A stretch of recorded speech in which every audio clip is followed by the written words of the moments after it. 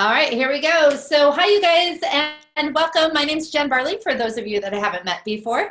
I'm going to be flying solo today. Karen's off running around doing something. So this is a makeup session for our standard Coaches KickStart Club call. We were just traveling and it got a little bit wacky, so this is the day we rescheduled it for. So I know we'll have less than normal on the call, but I am still glad you're here. For those of you who are new to the Coaches KickStart Club call, I've been doing them for many, many years now, and basically we meet the third Wednesday of every month at noon, and we talk about best practices of coaching. Sometimes we do a coaching intensive style of class. Sometimes we talk about ICF, sometimes business building, so it really changes. But this is a great place for coaches to come together to talk about things that are super important to us. And so thinking about today, and I've been coaching since 2007, so I bring a lot of what I've learned throughout the years. I absolutely adore everything about coaching. I am one of the biggest coaching geeks you're ever going to meet. And I just love getting coaches together to be able to talk about what we love to do. And today we're going to talk about how do we actually do it better. So I know that we have a background here of all different kinds of people. Some people have had formal training. Some people have had informal training. We all call ourselves coaches throughout the walk of life. And one of the things that's super important to myself and to Karen from a values perspective is constant learning. So I've learned a lot since I was first a coach in 2007, and I wish I had recordings of me coaching back then. Because they would be kind of funny. They'd probably be me telling people what to do and then be right after I read a book about their topic. So I've come a long way, and what I'd like to do is to talk about today is how do we actually get better, right? And there's so many different avenues and resources and abilities to be able to improve our skill set. A lot of times what happens is coaches may have a formal kind of training, and then all of a sudden all they do is focus on building their business. That's important because we want to have clients, we want to have a business, we want to make a living from all of this. But the key question is, how do we feel really strong about our skill set? So we have about 16 people on the call. We have a couple of phone-in people as well. Let me just throw it out to you guys first on what are you actively doing to improve the skill, your particular skill of coaching. So you can just unmute yourself, throw out an answer. Let's hear from a few of you. And then I decided I was going to do a parallel example of something that's really important to me in my life, and then how I parallel it to coaching, and I'll even give a couple of examples and maybe do a demo. But to start off with, what is it for you? How are you focused on improving your skill of coaching? Who wants to start? I will. Okay, is that Rena? Yes, it is. I just watched the video because I'm walking around, so I don't want to. But I am becoming a member of a group of coaches right now that have different skill sets than myself, but are also similar in intention. And so I'm very excited because I know that this will give me the opportunity to be challenged as well as inspired by others in a different way. Got it. Rena, what's important about having people with a different background than yours? Because you mentioned that as a highlight. It's a different background in that I haven't been doing a whole lot of corporate coaching, and some of them do corporate coaching. Some of them are working within organizations, more with a balance of energetics as well as corporate, which is something that I wouldn't mind having a mentor around in a practical way, because my niche is very much energetically based. And so I feel that it's also a symbiotic relationship. Great. Awesome. Very cool. Good. So getting out there and finding other groups of people who want to study and learn with a different kind of background. Fantastic. Who else wants to share? How are you getting better as a coach?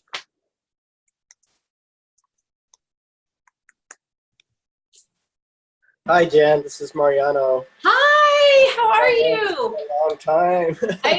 I know, from San Francisco days. Yes. Yes. And so, for me, it's kind of a daily activity, and being aware and present, and especially not to give advice right away, but to listen and ask those empowering questions. And I always say, okay, make sure it's open-ended question when I'm asking. Always starting with what, that kind of thing. So I practice daily with people I just meet. It could be family members. It could be business partners, acquaintances. When I go out in the when I meet and network with business owners, I ask a lot of questions. So really just trying to be open and curious. Cool. That's really important to me, being curious and being in tune with my intuitiveness. When something, I'm listening to my body as well as I'm having my conversations with people. So yeah, really trying to go deeper as well when I'm asking my questions. Love it, love it, love it, love it. So what Mariano is talking about is, I love it even sometimes when we're just hanging out with friends or family members, or a situation comes up, instead of just immediately going to advice mode, asking just a few questions to sort of practice that.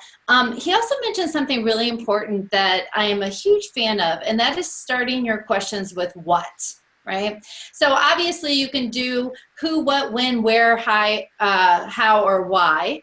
As coaches, obviously we want to stay away from why questions. For the most part, I would say 9.5 times out of 10. And the other thing is that I really recommend also starting all your questions with what.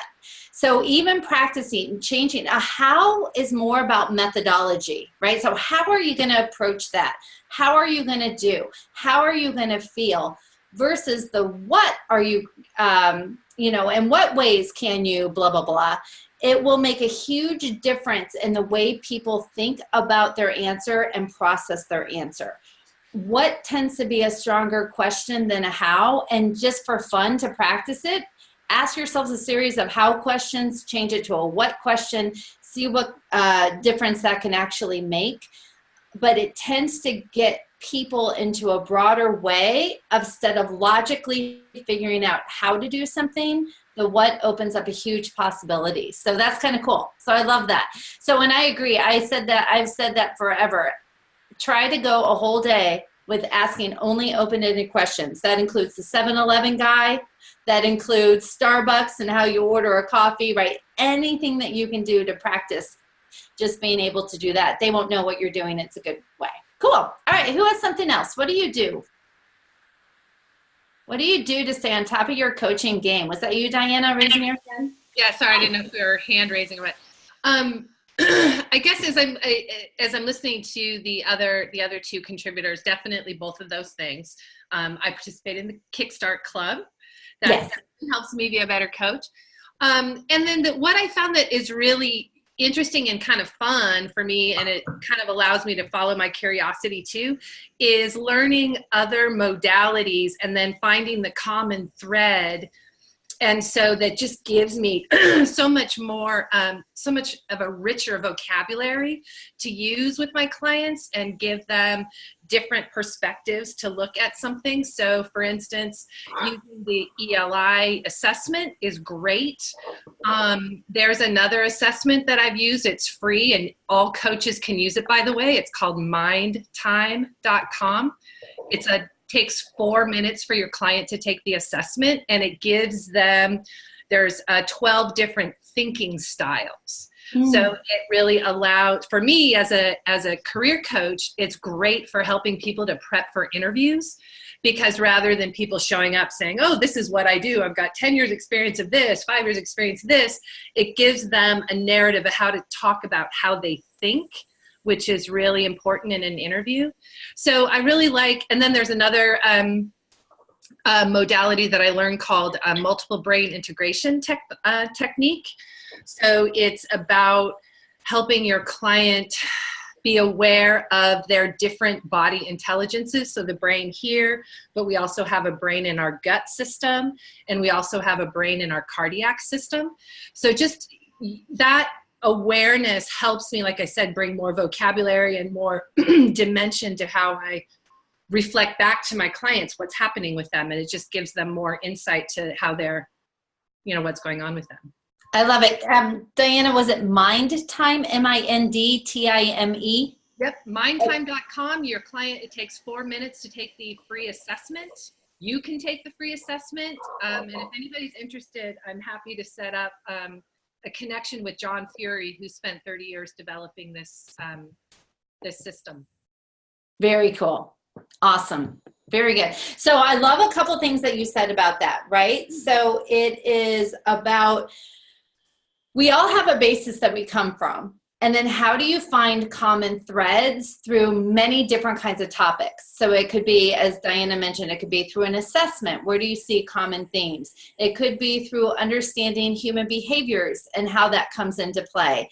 It could be about being able to learn from different modalities and integrating the both of them. And that's the one thing that I feel I know a lot of people who will do one basic training and then that's it. And so when you expand, whether it's through a book, whether it's through a podcast, whether it's through any kind of formal training, when you can expand that knowledge, we're going to realize how little we know. And I would say probably about 6 years ago, I had that aha moment that I'm like, wow, I just know a tip of the iceberg, where I thought I kind of knew it pretty deep, but I knew that iceberg deep. I didn't necessarily know what else was around. So I think that's great. I think that's a good way to say that.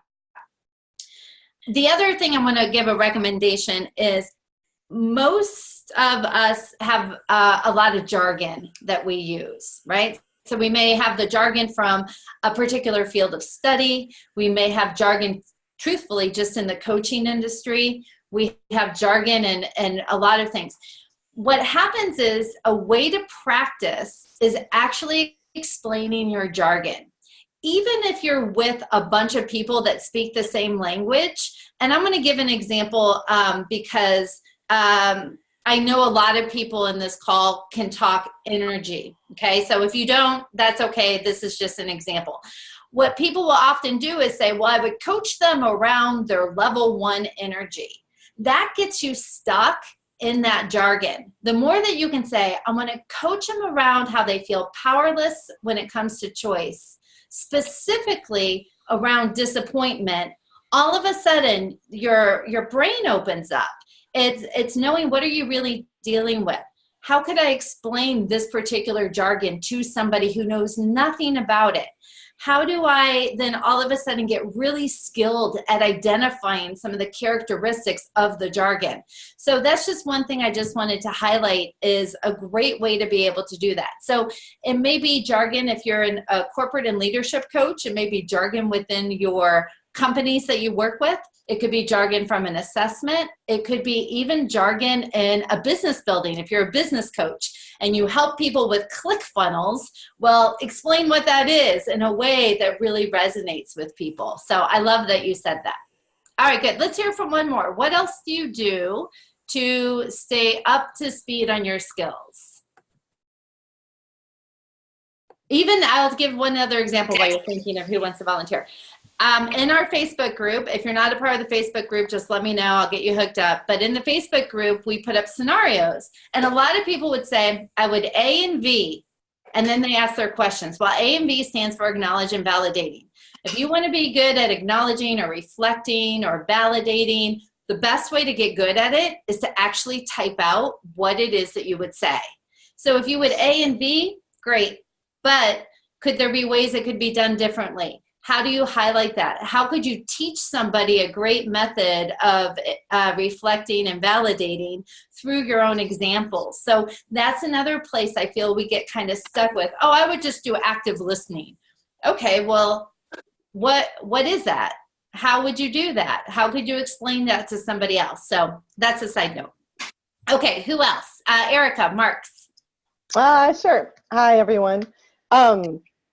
I made a whole list, but I think the first part is like the mindset of being committed to mastery and like being excited about that ongoing process.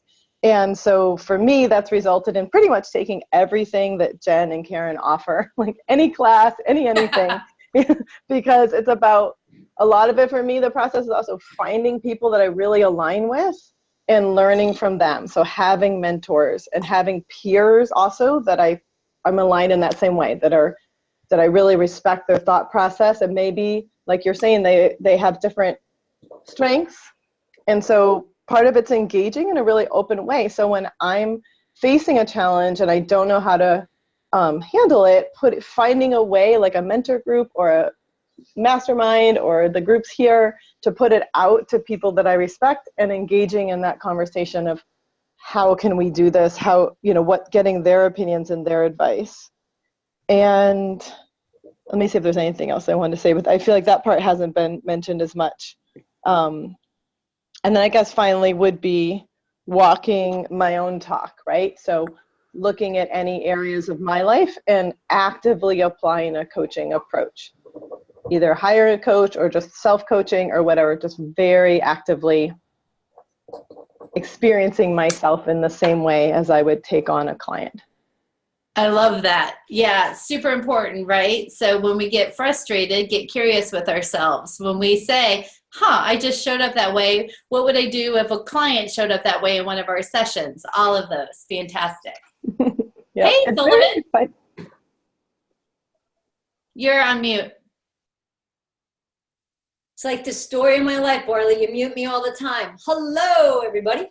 All right, I had to shut the door since she's down the hall. I could hear this little echo. So Karen joined us, so this is great.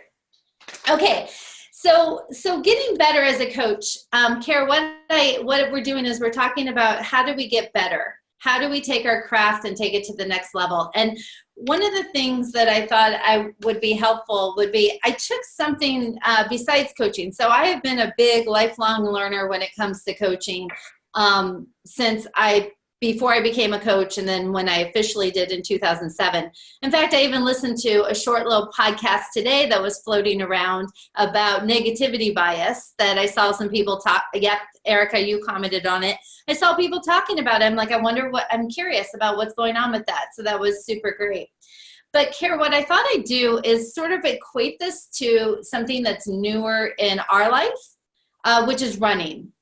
So, it's interesting. So Karen and I just became runners. And when I say we just became runners, I would say I've been running for about 1 year and 4 months. Karen's been running for coming up, I guess, on 2 years. And it's something that I just absolutely love. But when I started it, I said, I will never be a good runner. I can't run. I don't want to run. Running sucks. And now I absolutely love it. So much so that some may say I'm a little obsessed by it. But I have this thing where I made out these steps of why do I want to be a better runner and how do I become a better runner? And we're going to make those parallel to coaching. So the first thing was I had to decide that I wanted to be a better runner.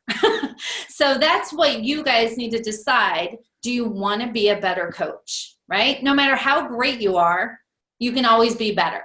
I know for a fact I've learned so much about coaching each and every week, every month, every year.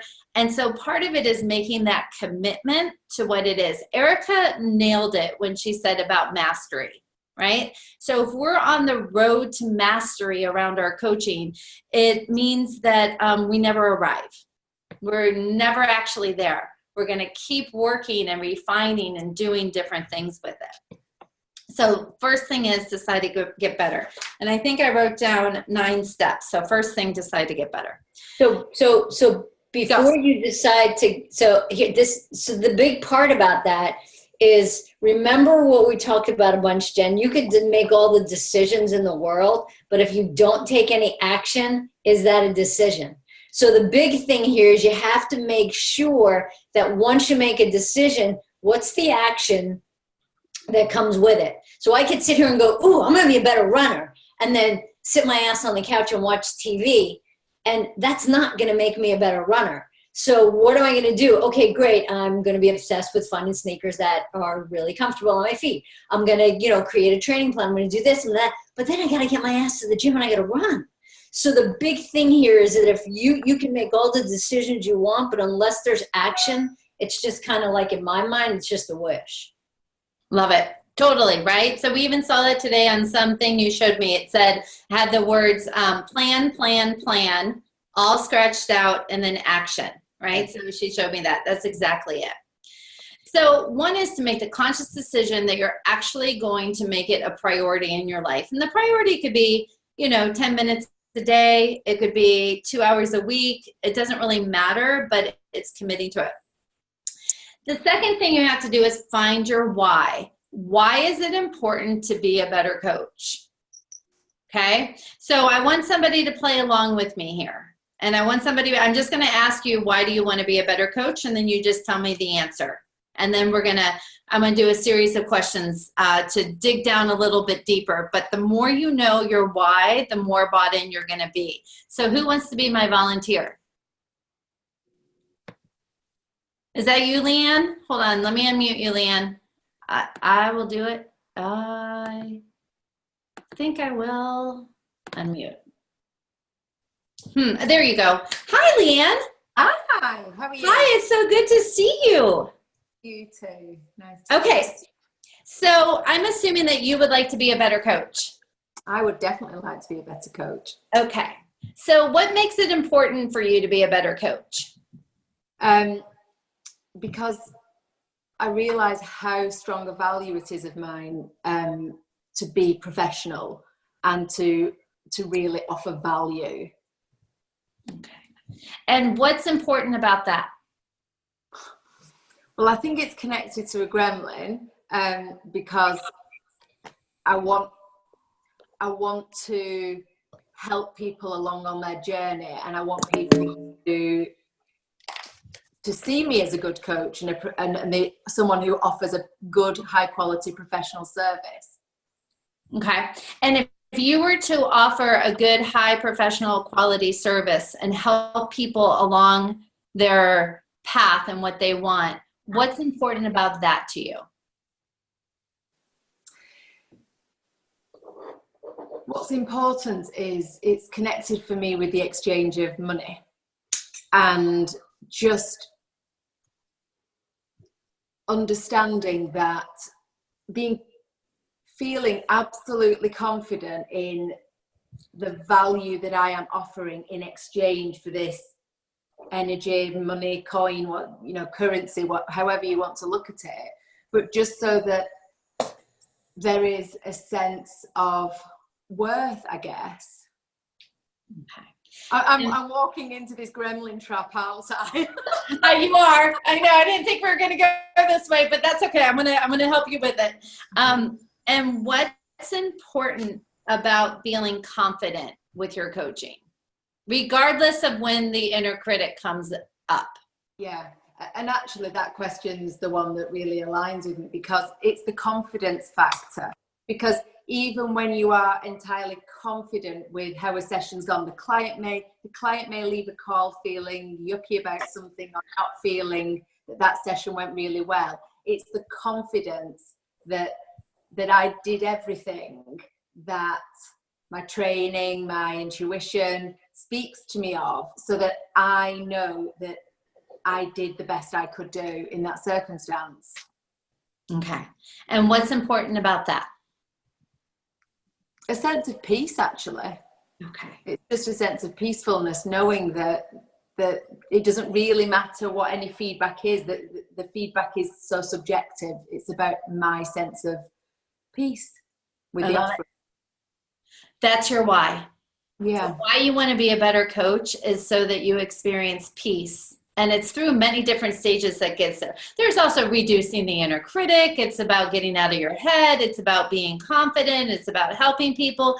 But the reality is, the stronger you feel in your coaching skill sets, the greater sense of peace.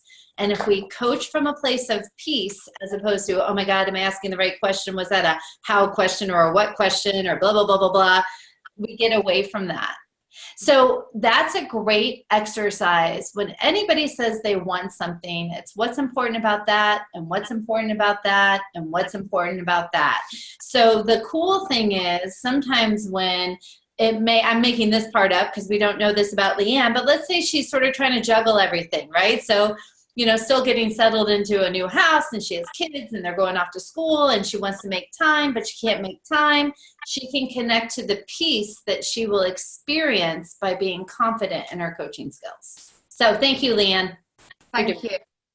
Jen, one of the things there, I think that's just kind of important to note is that, I know that it was technically, right, a mini coaching session, but what it is you want to find out why something's important to somebody. You don't necessarily have to go chasing every inner critic message, because it would have been really easy to go in the direction of, ooh, okay, cool. Let's figure out why she doesn't doesn't feel like she's, giving this value or whatever. It's this, okay, great. We could have went in the direction of the confidence.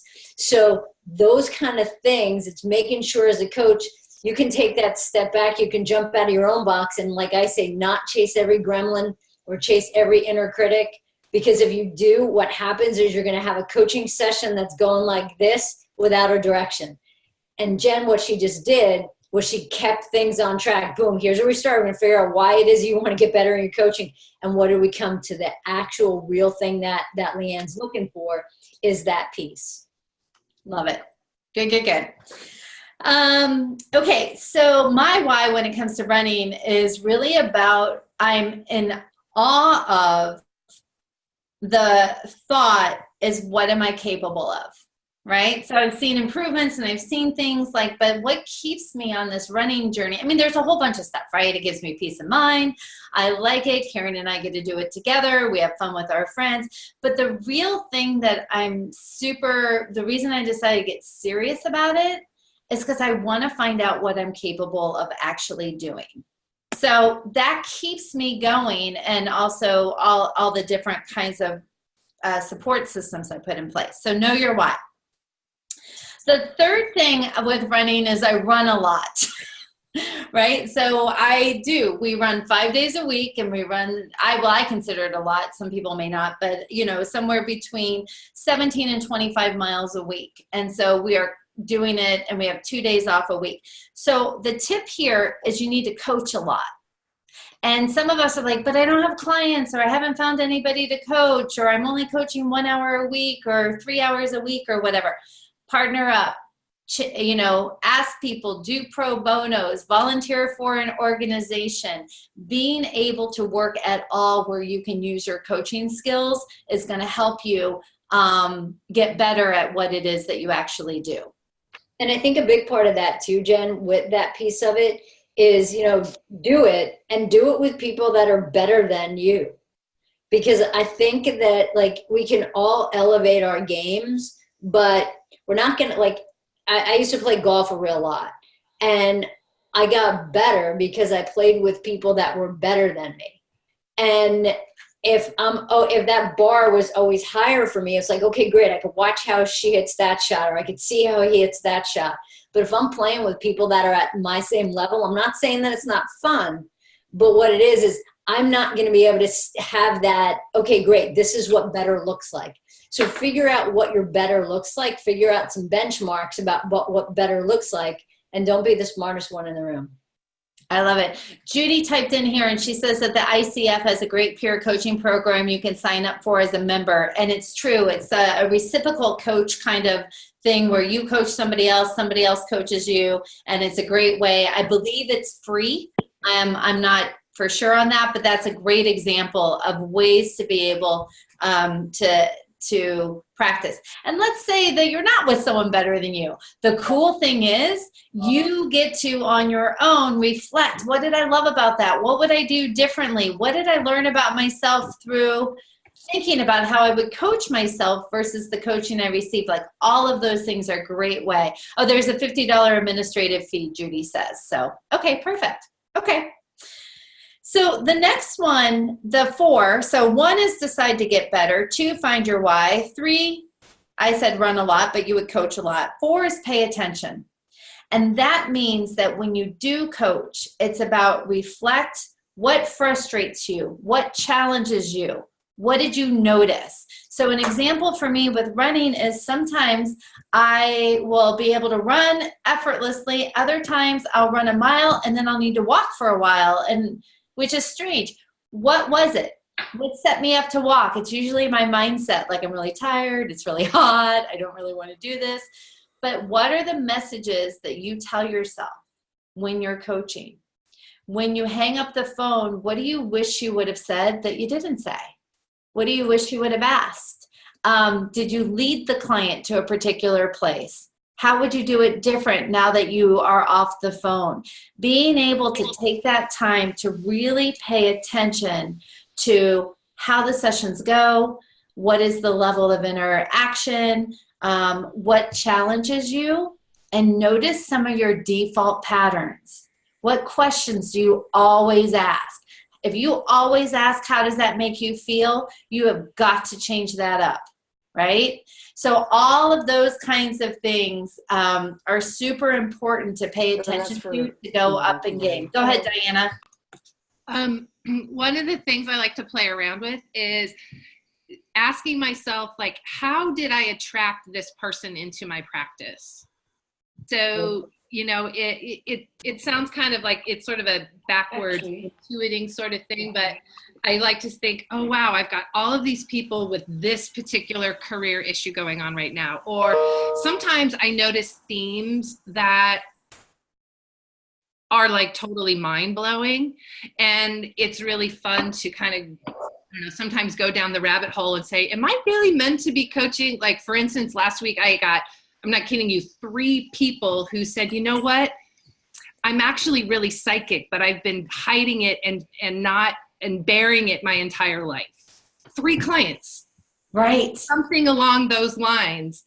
And like, that's mind-blowing. So it's really fun to kind of think of, maybe I'm attracting that kind of client for a reason. What would it be like if I created a whole program around that? I don't know, but I like doing that. I love it, right? So what are you learning from the people that you're attracting? What do you actually get curious about? What is reflected in them that could be reflected in you, right? Or all of a sudden, if you get 3 of the same people about something, how do you go learn more about that particular human behavior with it? I love it. Very cool. All right. Kara, anything to add before I move on? No.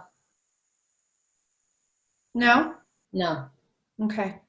Okay, the next tip I have is what I call build upon your base, right? So I read books about running, right? I listen to particular things to help me out, right? I'll talk about it in a moment. It's something called the Nike Run Club. I take a look at I love statistics. I have an Excel spreadsheet of all my races, and I started paying attention to stride length.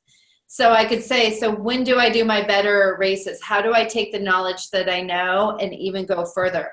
So this is about what we're going to encourage you to do is in our Facebook group, answer the frickin' scenarios, right? We put out the scenarios and say, ask 3 coaching questions. If you only have 1, throw out 1. Play around, ask, and learn about it from the base. Watch different videos, all of those kinds of things. Know what your baseline is, and then also know what is your next goal within getting better. Make it be about powerful questionings. Make it be about direct communication. Perhaps it is about listening at a deeper level. Those kinds of things. I think one of the big things too, Jen, in the beginning, and I know that some of you guys here have been doing this for a while, but I think that the stronger you can get with getting a coaching agreement with your clients in the beginning of the coaching session, the better your sessions are going to go, the more streamlined they're going to be, because you have the true north for that session. And go to the ICF's website and check out, you know, the core competencies, but creating the coaching agreement, my personal opinion is that's the first thing that you should really, really get squared away on, because it's going to give you a direction for your coaching sessions. Cool. All right, number 6 is I call this the practice of asking yourself, what does the tool do? And what I mean by that, it's a lot of times as coaches, we rely on tools. I give a values assessment. I do a wheel of life. I do the gap exercise with the team and corporate, whatever it is. Ask yourself, what does the tool do? And deconstruct it. What am I learning? What's the intention? If I didn't have this tool, what would be 15 questions I could ask that would give me the same information? It will make you stronger in the moment if you don't have a tool readily available.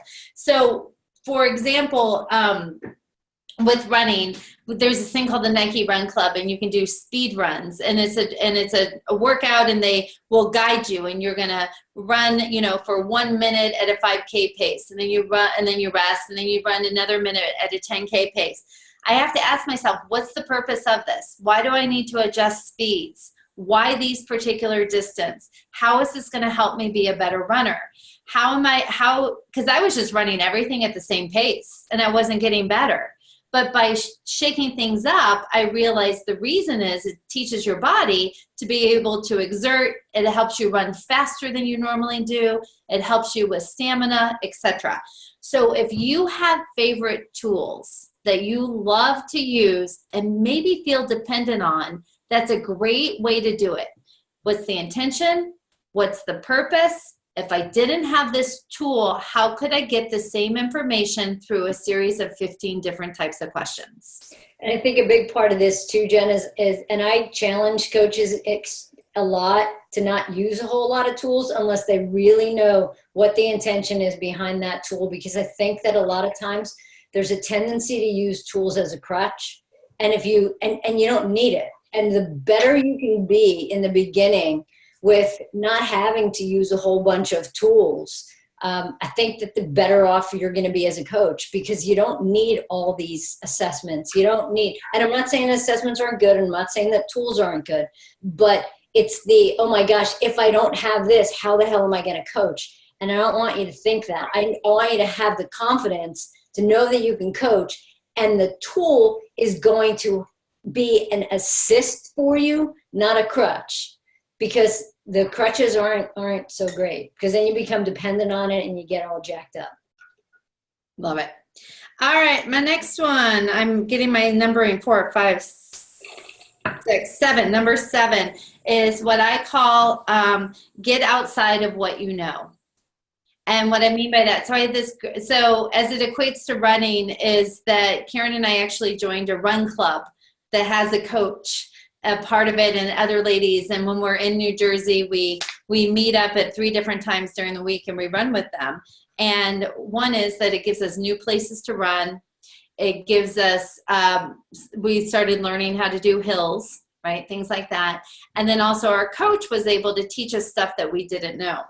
How this equates to coaching is, I got this email from a beautiful person who said, WBECS, W-B-E-C-S, WBECS is offering a series to be able to deconstruct coaching sessions. And they're for free. And they're not trained in the same program that I was trained in. Is that a good idea or not a good idea? And I said, it is the best idea I think I've ever heard.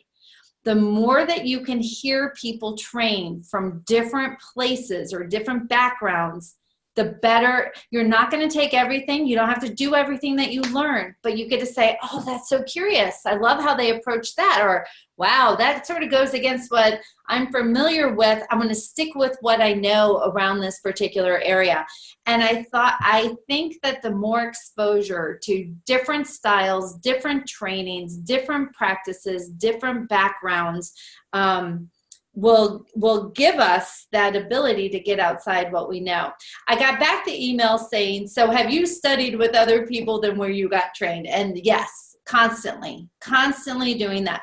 When I hired a mentor coach to do some one-on-one work with me, I purposely picked them not from the school that I attended, because I wanted to know what I didn't know. So that's great advice. And WBEX is a great place. I think they're at their last free session. It might be tomorrow, I want to say. But if you go to WBECS.com, they're running a series. It's a promotion into another program they're doing, but where you can hear somebody coach and they stop and they ask questions and such. So good. Anything to add there, Sullivan? No. No. All right. Number 8 is make the time. So it's about how are you going to schedule this into your day? As most of us are entrepreneurs, not everybody on the call is. It's we need to do some scheduling. Like, so how am I going to, where am I going to spend my time coaching? How am I going to get more clients? I need some marketing efforts. I need to come up with programs, maybe internally if you're working as an internal coach. But also, where are you going to put that time to be able to make the time for the practice? So if we run 17 to 25 miles a week, we know, especially on Sundays, that's our longer run, we have to be able to build that into the schedule. And so far, it's going to be non-negotiable, right? Kara, we stick by it every time, like tomorrow we can't run, but we knew that 5 days ago because we are doing a bunch of things and we have to go in the city, etc. And so we just rearranged our schedule to make sure that it fits. So it's good. Anything there, Kara? You know, I think, Jen, if it's important, you're going to find the time. And if it's not, you're going to find an excuse. So, you know, if it's not important, like, why bother? So if this is something that you really want to do and you're really committed to, then make the time. All right. I'm going to say this. So the question came in from Noel that the WBEX are fantastic, debating whether to do the full summit. Think they are corporate executive focused. So I have done the summit before. I'm not going to be doing it this year, not because I don't appreciate the topics or anything. I just have a lot I still need to listen to from last year. So I have a library of things I can still be taking advantage of there. I do think that they tend to be pretty corporate and executive focused, and look through the titles of what they have coming up. And I say if 75% feel like they're going to hit you in a great learning place, then it's definitely a good investment. If it only feels like maybe 40% are, then you can, I'm not sure, but I think that they have the corporate executive focus that some people are looking for sure. Okay. And the last one, number 9, is about getting feedback. So with running, sometimes we do video of what's working. Sometimes there's just photos. It's about looking at stats. Where am I improving? What's going on? What are the weather conditions? So there's a lot of different ways to get feedback, but we are a huge fan of getting somebody to be able to, as opposed to asking your client, how's my coaching working for you? Right? Normally, oh, it's good. But they never sit there and go, you know, I really wish you would set a better agreement at the beginning, so that when we're managing progress and accountability at the end, it ties together. They're not going to know enough about that. Having your client have an aha is fantastic. It doesn't always mean that it's with the best skills, right? So I say that is, let's use our client satisfaction as one form of measurement, but let's also figure out where is it that we can get feedback. Sometimes in the Coaches KickStart Club calls, we do a 1-question format where somebody's a client and everybody asks 1 question, and then Karen and I will swoop in and say, here's a way to tweak this, here's how you could do that. That's a great way to be able to do it. If you do the ICF coach exchange program that Judy mentioned earlier, say, hey, as part of our deal, I'd love to coach for 20 minutes, and I'd like to have 10 minutes with you giving me feedback specifically on my coaching. Since you're a coach, I'll do the same for you. Whatever it is, however it is, it's about really having people say, tweak this, do this. My number 1 biggest lesson was when I hired that mentor coach outside of what I knew. And she said, you are teaching your client, you are not coaching your client. And you are connecting the dots for the client. I'm like, what? What are you talking about, right? And we would get transcripts of my coaching that she would review. And she'll be like, okay, at this point, do you see, how do you change that into a question to have the client connect their own dots? So that's an example that it really fundamentally changed the way it was that I showed up. So I think a big part of that too, Jen, and even just learning that part of it, with the whole feedback process, even, you can get feedback from other people, but you could take a look at, if you're doing a coaching session, pay attention to how much you're talking versus how much the client's talking, because you should be talking about a third of the time, if that. They should be doing most of the talking. But it's funny, we have this program that we're finishing up now, called the Get Real Leadership and Corporate Coach Training Program. And we have gotten overwhelming feedback already from the participants of that program, that the feedback that they get from the mentor coaches that were assigned to them is off the charts. They've never gotten feedback like that on their coaching before. And they all, not everybody's getting sunshine and rainbows kind of feedback. They're all getting pretty straightforward, like, hey, stop talking too damn much, or hey, you need to ask a question, or, it's nice that you like this, but who cares if you like this? Those kind of things. It doesn't, we give straight up feedback, and the coaches, we're stretching the hell out of them. And that's what's making them better. Well, that's because we also make them turn in transcripts, right? Sure. So they're not coaching us and then we give them feedback then. They turn in transcripts so we can study it. Lisa typed in here, she said the first live demo involved grief, so not always a corporate focus. Yes, I would think that the demos WBEX is doing is just more about coaching in general, but then some of their topics that they have scheduled throughout tend to be a little bit more corporate focused. Okay.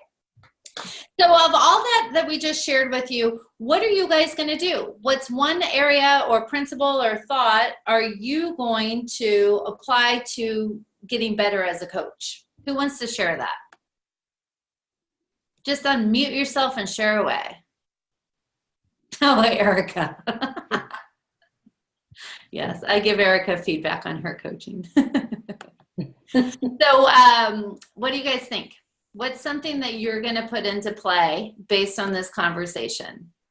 For me, this is Cynthia. For me, just scheduling it in. Just as everything else, it says success is schedule. I can schedule how many hours, minutes of the day that I will focus on reading, learning something new, and actually I'm in ICF Global, and I know that peer coaching program, but you know about it, you just don't do anything about it, so that I'm going to pursue as well. Excellent. Very good. Love it, Cynthia. Good. Judy typed in, any chance you'll be sharing the fabulous idea list on the Facebook page? We will when we post up the video so that you can have it. So that's a great series of prompts. Who else? What do you want to share? Can you guys hear me?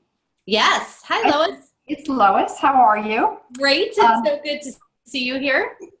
Thank you. I actually I wasn't camera ready, so I hid myself. But it's nice to meet everybody.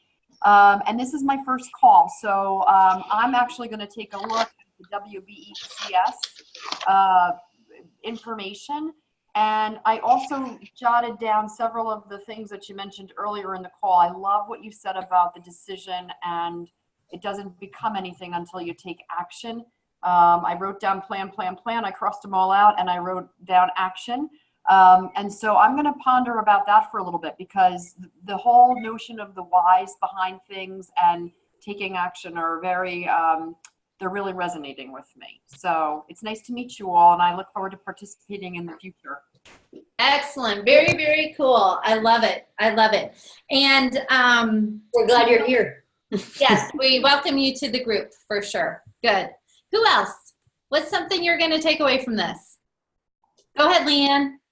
And then Ken. I'm going to build upon my base, I think. I really like the couple of ideas that Karen threw in there. And I think what started to happen is I'm doing my coaching sessions, and my hours are going up, which is great. But I think I can make it more strategic in terms of my own development. Instead of just relying on the client at the end saying that, that's good, or the homework being done well, or what ahas they've had. So I really like that. So thank you. Very cool. Good. And Ken, how about you be our last one? What are you going to do? Okay. Well, 3 were things that other people said. Checking out WBECS, that's been on my to-do list forever. Scheduling time for professional development rather than catch as catch can. And when it just happens, if you want to be a better coach, you've just got to allocate the time. It's as important as marketing and biz dev, and it's as important as the sessions you have with your clients. You schedule those. We should schedule being a better coach for them. Getting outside of energy. There's more than just looking at energy. And looking at the original agreements. I haven't done that in some time. And I think I'm going to find that some of my engagements have fallen off a bit, and it might be worth getting it back on track. Excellent. Very, very cool. Good. All right, you guys. So here's the skinny and the scoop. We're going to go ahead and wrap it up. Karen's giving me the universal sign of let's wrap it up. She's probably hungry, would be my guess. I'm starving. And I do know this, that we are not having our regular day and time for the Coaches KickStart Club in September is not happening. I will be sure to post the date. It will be rescheduled to. Karen and I are going to be where, Karen? Are we going to be in Italy then? We are, yes. So we're going to be in Italy, and we're actually leading a retreat for women about how to do a mind shift to inner peace. So I'm super excited. It's our first retreat that we've ever done, and we're going to be there for a while. Well, like 6 days, I guess. So it's a pretty long retreat. So we will definitely share. We will schedule that. I will let you guys know somehow, but I don't think we've picked out the time yet, but we will. All right, that's it, Kara, right? Yep. All right, if you guys need anything, send us an email, Jenn@kickstartyouredge.com, or with 2 N's, JENN @kickstartyouredge.com, or Karen@kickstartyouredge.com. And other than that, we will see you sometime in September or in the Facebook group. Bye, guys. Bye, guys. Thank you.